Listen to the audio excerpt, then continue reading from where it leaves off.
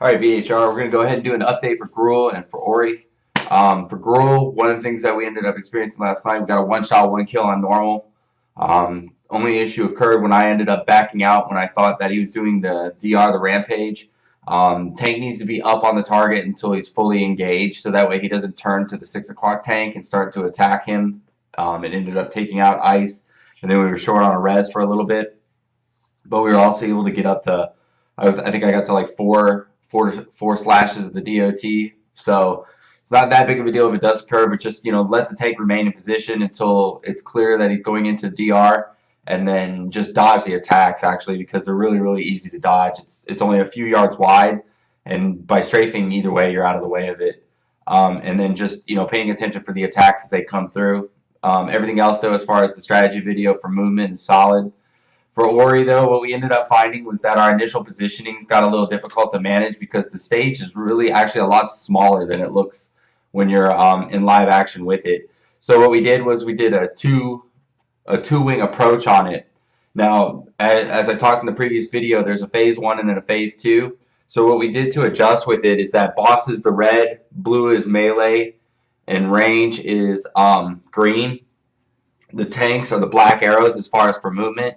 During the first rotation, what we did was we placed range at the end of the longer corridor, and you have the same distance here. So you use this as your first corridor, pull the boss in from location here into here.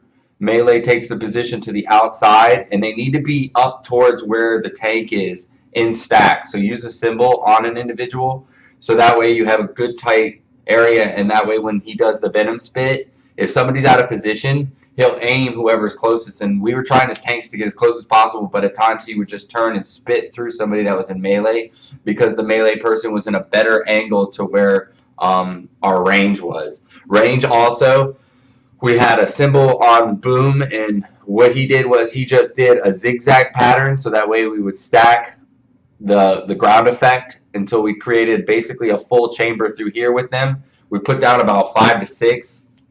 So it ends up filling it up, and that's why we got the second lane. Now, when he started to go wild, you have to pay attention to his energy. And as a raid leader, I would call it out. So that way what you have is when he gets to 0 energy, he's going to have his stampede, and he's going to run into this wall, typically is what he ended up doing. And then when we had him going this way, he ran into that wall. And then at that point, what I suggest for all of your players is to just back up your camera and get out of the lanes. He really runs just a couple of routes consistently as far as how he goes. He's going to turn, he's going to look, and then he's going to engage. And then you're going to kind of pick it up. Now, some of the routes are straights, and some of the routes are kind of a straight with a curve. So he'll go down, and then he'll hit this wall here, for example, or something like that. You can find really great detailed maps of it available now already online. So after he goes, though, and you get all the ore cleared up, and also during that fact when he's doing his roll, you need to make sure that you're using your personals and also your hellstones if you think you're going to get trampled. It's really easy to make a mistake or not pay attention because you're focusing on the crate more than you're focusing on what he's doing. The crates are important, but they are not as important in normal and heroic as they are to avoid his roll, because the roll does 150,000 plus, and it also stuns you. It can end up getting really bad really quick, especially if a healer can't get an angle on you because there's LOS breaks in all the lanes. So just pay attention for it and just be more aware of what Ori is doing than where the crates are and which ones you need to destroy, because you'll end up just figuring it out, and then you'll have plenty of time to take out crates, especially when he goes from like a straightaway and then he'll come this way, come down, then he'll turn that way and go down.